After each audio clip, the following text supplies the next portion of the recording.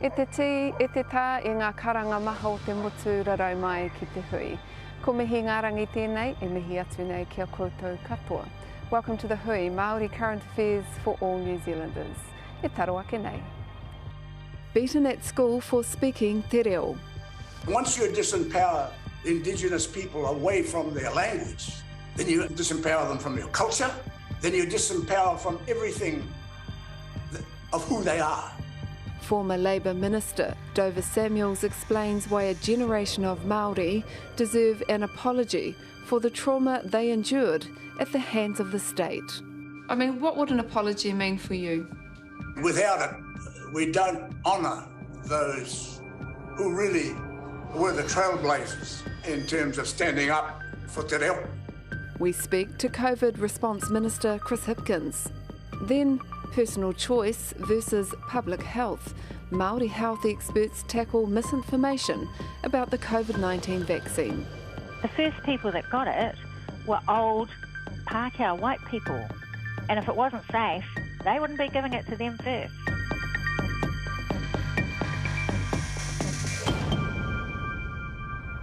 Tahuti mai. As more and more of our tamariki speak te reo Māori, it's almost impossible to imagine the violence their kaumātua experienced for doing the same. For Dover Samuels, the brutality he suffered at the hands of those entrusted with his education is still as painful today as it was when he was 5.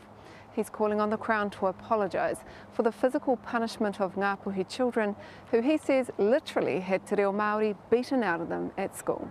Kia tahuri ake tātou. Dover Samuels is in his 80s now, but the trauma of being beaten for speaking te reo Māori at school still fills him with anger and pain. We used to get on our horse, 3 or 4 of us, and go through the bush, bare feet, no shoes. Shoes was unheard of. And when we got to the gate, we got off our horses and we were met by the teacher. And the teacher made very clear, leave your language behind, leave your culture behind, and of course, leave your horse behind. You come in here to learn English.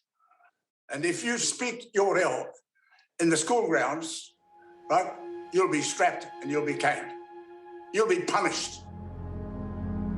Dover attended the Whakarara native school at Matauri Bay in the 1940s. Well, if you have a look at the interpretation of native and you have a look at the way that it has been described and interpreted over the years, native has got a connotation of uncivilized people, right? And that's the overtones of it. And the policy went along with that. Very clearly, there was an agenda here. The name has changed, but the school still stands today.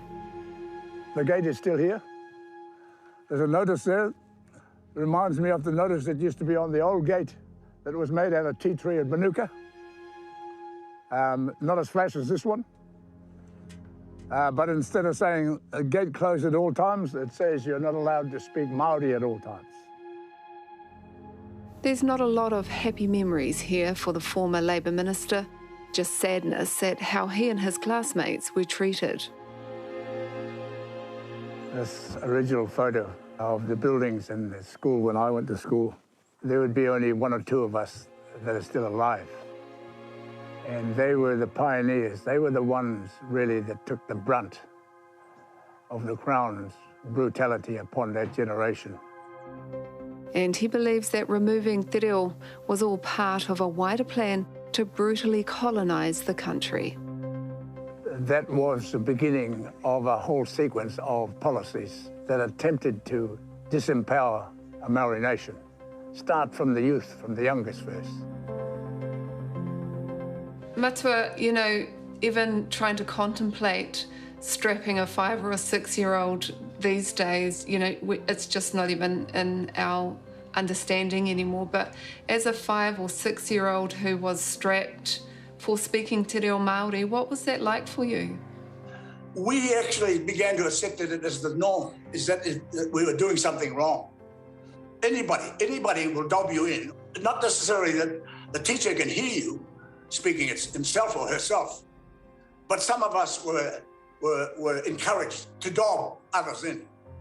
We just come out and say, oh, sir, he's speaking. Come to the front, bend over, and this cane had come out and whack. When you get a teacher, and I remember very 6 foot, swinging this, and you're bending over as a young child, and you see the bruising and sometimes the blood. I mean, you couldn't get away from it. And a lot of the swings went below the shorts and landed on your legs, on the back of your legs. And the welts were very obvious, For the children of Matauri Bay School today, I'm going to share with you a little story. it's hard to imagine what it was like in the 1940s. When we came in through that gate, we were told by the teacher, do not speak Maori in this school. If you speak Maori, you're going to get this. Now, this is called a kareo. And when he hear you speaking Maori, come out, you bend over, and you get bang. And with the girls too, no difference. In 2015, Dover Samuels made a submission to the Waitangi Tribunal on behalf of all Ngāpuhi children caned at school for speaking te reo, asking for an apology, but none has been formally offered. I've heard people say, well, we were all already behind the bike shed and down. Well, hang on, right? You didn't get brutalised and caned for speaking your reo. You know, I can sort of understand that if in fact you're a naughty boy and like becoming, you're going to discipline. And here we are, as young Māori children, part of the native school, being brutalised and whipped for no other reason but speaking our reo rangatira. You've been waiting for 70 odd years for an apology. Were you hopeful that it would come? I believe that a sincere apology and the recognition of the injustice by the Crown on what happened to that generation, to me, is not genuine and not complete if it doesn't actually understand the beginning of the journey. Tell me about the letters that you wrote to politicians. What did you say in them and what were you hoping for? Well, it was to remind my colleagues in the government, and especially the Māori caucus, that there was a significant claim before the tribunal, not by me, but by their tupuna, and by those who actually began the journey. And what has the response been? Well, the response is that I'm talking to you, me. And I know that there's been a lot of agendas, but I want to bring the consciousness of our politicians and our representatives back to the injustice that was deliberately put into place by the Crown, but there has been no recognition. People may think that apologies are now coming so fast that they become throwaway apologies. I would hope that the apology that the Maori nation would get, and that our tupuna and that our people who deserve, that are no longer here to be able to hear physically an apology, I think it should come from the throne. That's where the origins of it should begin. Dover Samuels is now 82, a kaumātua and a warrior who has fought to protect te reo Māori, a mantle he now passes to our rangatahi. I am inspired by this new generation and by the new consciousness awakening about the value of te reo Māori and the need to ensure that it is enshrined within our society. You are an inspiration, Matua, because while they tried to beat te reo out of you, you retained your reo, you used your reo, and you became a teacher, and you've passed your reo on to so many generations now. Hoi noi mihi ana ki a koe. So the culture, the language, and who you are as a Māori must remain intrinsic in your wairua, in your spirit. Otherwise, you lose who you are. Just to finish, Matua, I mean, what would an apology mean for you? Without it, we don't honour those who really were the trailblazers in terms of standing up for te reo and, quite frankly, brutalised because that was the only offence they committed at an institution that was supposed to protect young children. This is where it began. Where it will end, I'm confident that the next generation, or even this generation now, are bringing about changes that are going to be irreversible. And that is the value of te reo Māori, and that is the treasure that we have as a nation. Ko te reo te Māori o te mana Māori. And in response to that story, we received this statement from Minister for Māori Crown Relations, Kelvin Davis. He said he's aware of Dover's call for an apology and acknowledges the mamae he and other children experienced. The Minister says being beaten for speaking te reo was wrong, and it has also impacted on his own generation. He's made it a goal that every child in Aotearoa will have te reo Māori integrated into their learning by 2025, while Te Ahu o Te Reo Māori is a kaupapa focusing on lifting te reo capability of our teachers. Outside of treaty settlements, there has only ever been a small number of formal government apologies. Any decision around this would have to be made by Cabinet. The Minister says while he can't change the past, we can change the future, and he's committed to making sure the Māori language flourishes in years to come. Next, I speak to COVID-19 Response Minister Chris Hipkins.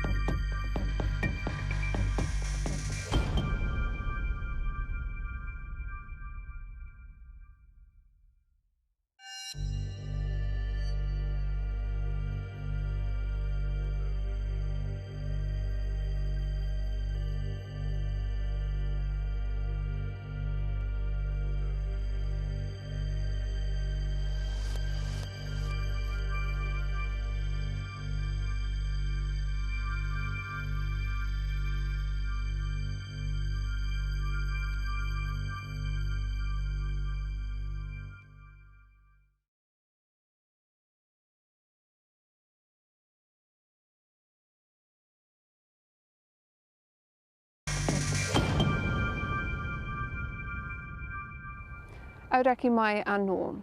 Māori now make up more than 14% of infections in the current Delta outbreak, second only to Pacifica, who make up 67%. But despite the alarming figures, Māori are still lagging behind in vaccination rates. I spoke to Minister for COVID-19 Response, Chris Hipkins. Kia tahuria ki tātou. So just before we start talking COVID, as Minister of Education, what are your thoughts around the Dover Samuels piece? Should Māori children beaten by state teachers for speaking te reo Māori, should they receive an apology? I think we should absolutely acknowledge that some pretty atrocious stuff happened in our education system towards Māori children in the past. The idea that they were beaten for speaking their own language in schools, and this is not the first time we've heard reports of this, is horrific, and it is something that we should consider when we think about the future. So an apology? Would you go that far? I mean, I think for him, you know, he wants the government to say it out loud. He wants people to hear it. Well, look, I've got no issue at all in me saying, look, I acknowledge what happened. I acknowledge that it was wrong. In terms of a formal Crown apology, that's not a decision that I alone take. Obviously, there's a process that we go through when we consider that. And a number of Crown apologies have been issued to Māori for things that have happened to them in the past through the treaty settlement process, for example. So I'd never say that we shouldn't do something like that. But in terms of what I'm doing as Minister of Education, I think one of the best things I can do is actually express our sorrow about what's happened previously by fixing it for the future. So we're putting a lot of money and a lot of support into ensuring that every young New Zealander has the opportunity to learn Te Reo Māori, to make sure that we've got more Te Reo Māori teachers in our classrooms, to make sure that even teachers who are teaching in English still actually can have some basic proficiency in Te Reo Māori. So there's a big focus on that at the moment. We're teaching, and we're going to be teaching our own New Zealand histories in our schools so that we can all understand these things that have happened in the past. Tēnā koe e te minita e mihi ana ki a koe mo aua kupu. Let's talk vaccination. So the goal is to reach a 90% vaccination rate across Aotearoa. We've got 60% of all New Zealanders have received their first jab, but just 36% of Māori have received theirs. So what's gone wrong? Look, we've got a challenge ahead of us to make sure that we're getting our Māori vaccination rates higher, but let's acknowledge some positive things first. The over 65 vaccination rate for Māori is very impressive. They're just shy of 90%. That's where we're aiming to get everybody up, above those kind of 90% markers. So we're seeing really strong leadership from our older Māori, and I want to acknowledge that. We know that Māori's overall age profile, though, is lower than the rest of the population. So they were typically slower coming into the vaccine program because of the way we rolled it out by age cohorts. When the sequencing model prioritised over 30s above younger people, shouldn't you have known that that would exclude half of all Māori? Ultimately, we were prioritising risk first. So who are the people who are most likely to have an adverse outcome, or who are the people most likely to get COVID-19 in the first place? And that's just disproportionately are elderly. It's people who work at the border, people who are working on the front lines. And so we did prioritise those groups. And you saw when we moved to level 4, we actually shifted up that prioritisation to say our frontline workers who are out there working during level 4 conditions should be prioritised at that point. And we absolutely did that. And that brought a greater degree of Māori who are working in some of those roles into that system. You were told early on by Māori health experts that not only are Māori young, but they're also medically vulnerable, Māori and Pacifica. And the sequencing, should it have been more nuanced to capture that? Because what we've seen now is that COVID actually impacts Māori and Pacifica differently to all New Zealanders. I don't want to sort of discount the things that were happening in those early days. So a lot of money went into scaling up Māori health providers, for example. About nearly $40 million went into scaling up Māori health providers so that they could get out there and do more COVID-19 vaccination. And actually push back on some of the dog whistle criticism of them, because if you look at the numbers, they were vaccinating not just Māori, but actually a disproportionate number of non-Māori were being vaccinated at marae and through our Māori health providers. And, they've contributed enormously to the overall vaccination progress of the country. Now, I think they're unambiguously focused on how do we get our vaccination rates up for Māori. And I'm 100% behind them. And if they're doing new and innovative and different things, then they'll have my complete support in that, because we know we've got to do better there. What Māori experts were telling you, the Te Rōpū Whakakaupapa Uruta was telling you, is that the younger generation don't trust the government as much as non-Māori, and they're going to be more difficult to reach. They're not listening to RNZ and the rest of it. They're on TikTok and they're on Facebook, and they are down rabbit holes. So how are you going to get them? If I take the workforce, for example, we've worked over the last 6 months to bring in a more diverse workforce, because young Māori are more likely to feel confident receiving messages from other Māori, from other young Māori potentially as well. And so if we can make sure that they're reflected in the workforce, again, those are the sorts of things that will help to boost confidence and therefore boost people to come forward and be vaccinated. So we're talking about a 90% vaccination rate, and we've got voices out there calling for the borders to open and just live with COVID-19.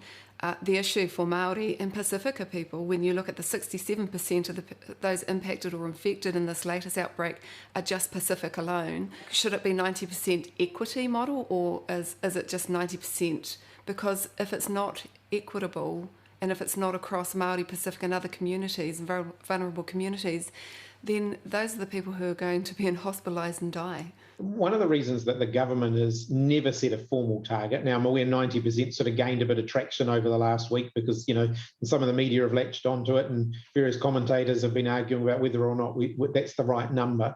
The reality is we've never set a particular target, because you've got to look at the nature of the unvaccinated population when you're making decisions about the future around COVID-19. Because within that, you can still have high, even if you end up with only 10% of people unvaccinated, you can still have high pockets of unvaccinated populations. Anywhere where there's a pocket of unvaccinated people, COVID-19 will find it. And we know that because that's the experience abroad. Looking at New South Wales, looking at Australia, they've come back to us very clearly where they're dealing with much bigger community outbreaks than we are. They have said COVID-19 has found the most vulnerable in our communities. And so we absolutely know that is something that we've got to continue to work really hard to avoid. I guess it's a juggling match of, the pressure of people saying, I want to get out of lockdown and I want to open the borders, versus caring for those vulnerable communities. Can you guarantee Māori that they'll get to a certain percentage or certain vaccination rate before that does happen? What I can tell them is that we're still pursuing elimination and a zero tolerance for COVID-19, even as we start to ease off some of the restrictions that have helped to contribute to that. So as we get a higher proportion of the population who are vaccinated, that doesn't suddenly mean that we turn around and say, okay, let's just go back to normal, we'll forget this ever happened. That's not going to happen anytime soon. So if it's an unofficial 90% vaccination rate, what would you like to see Māori at? My goal is to make sure that we're getting, very high vaccination rates in every potential cohort. The last thing that I want to see are pockets of unvaccinated people creating, future vulnerability where COVID could find its way in and spread amongst them. Kia mau tonu mai rā, te tiro e hoa mā. After the break, we tackle vaccination myths.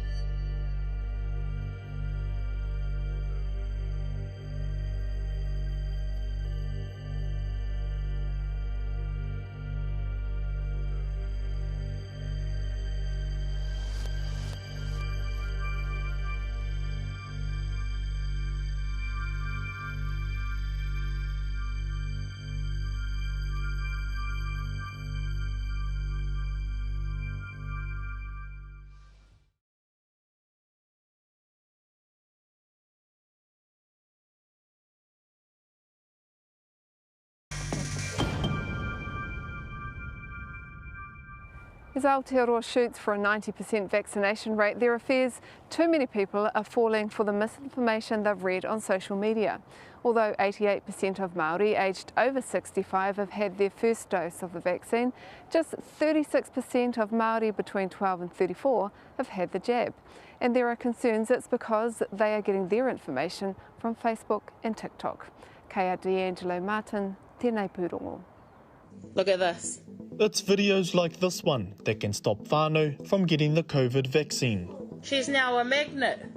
What's in our vaccines? An experiment that's gone viral, placing metal objects on the arm of the vaccinated. But is it even real? Oh my God. Firstly, there is no metal in the vaccine. There are no magnets in the vaccine. And if you think about the size of the needle pin, even if there were magnets, they'd be so small to get through the needle that they wouldn't have enough force to hold anything. It's just trickery. Misleading information about the COVID vaccine has spread quickly through the community, and it's targeting the vulnerable.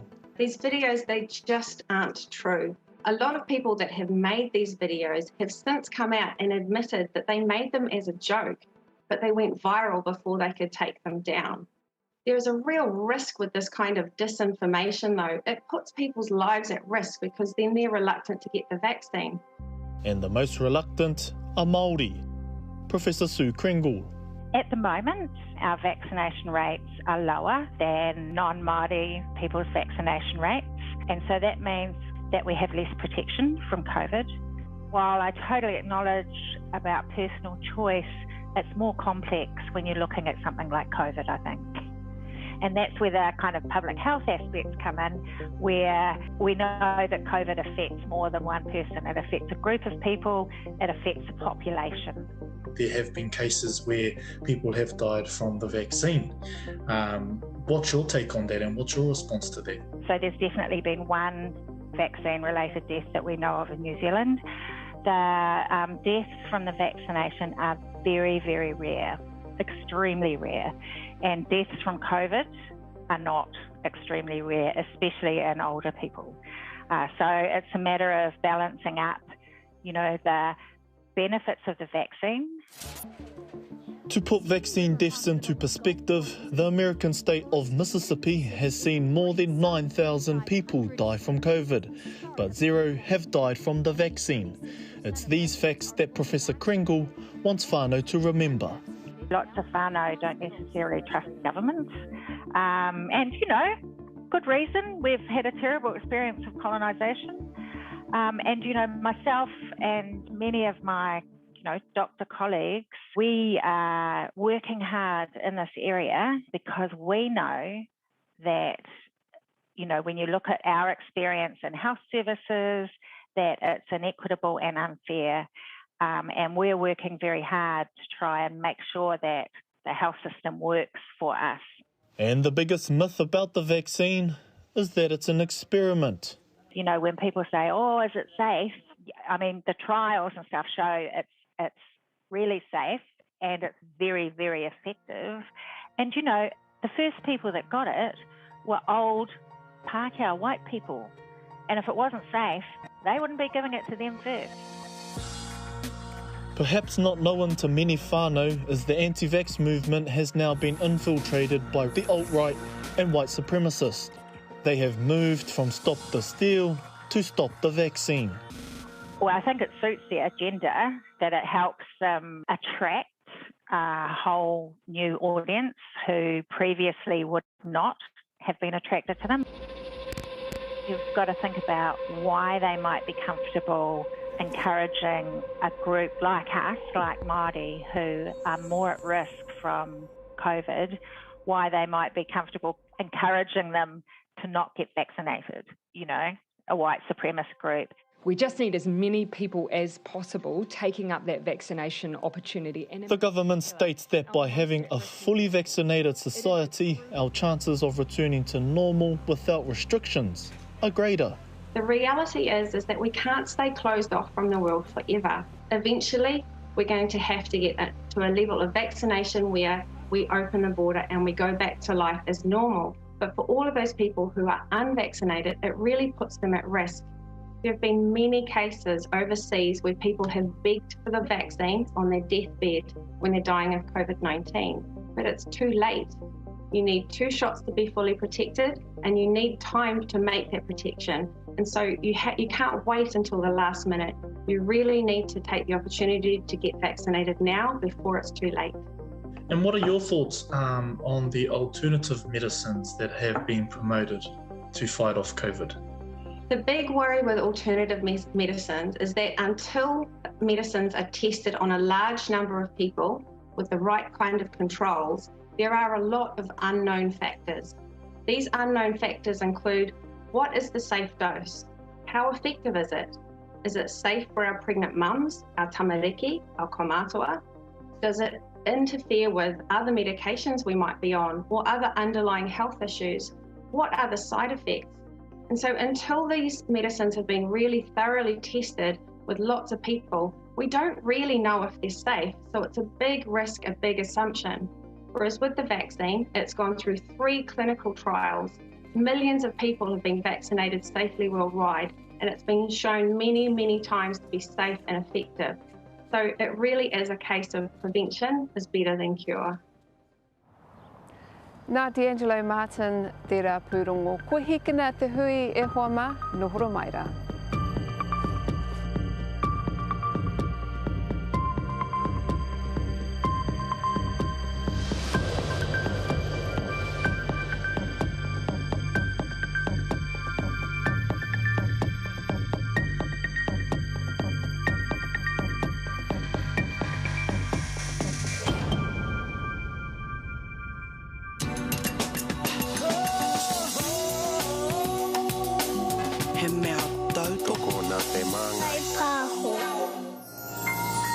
The hui is made with support from New Zealand On Air.